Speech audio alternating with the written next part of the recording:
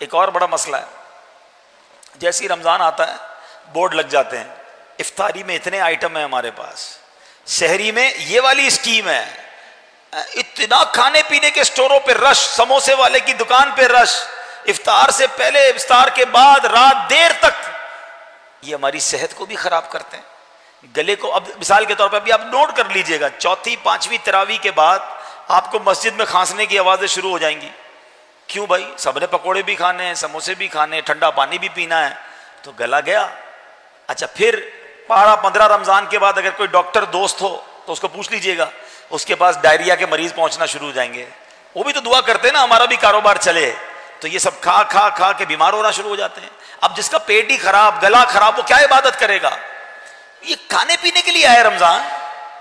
یاد رکھیے روزوں کی ایک حکمت علماء نے یہ بھی بیان کی ہے کہ بندہ بھوکا رہے، پیاسا رہے، تاکہ اسے غریبوں کا احساس ہو، تاکہ اس کو پتا چلے کہ فقر و فاقہ کیا ہے۔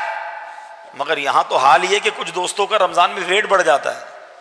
رمضان میں کیسے ویٹ بڑھ گیا؟ 30 روزے نہیں رکھے؟ ہاں روزے رکھے، مگر سحری میں ڈبل اس لیے کھایا کہ پورا دن بھوکا رہنا ہے، افطاری میں ڈبل اس لیے کھایا کہ پہلے بھوکا رہ کر آیا ہوں پورا دن، پھر رات 4 بار دوبارہ کھایا، کل پھر روزہ رکھنا ہے، تو عام معمول سے زیادہ کھا لیا تو پتہ چلا الٹا وزن ہی بڑھ گیا۔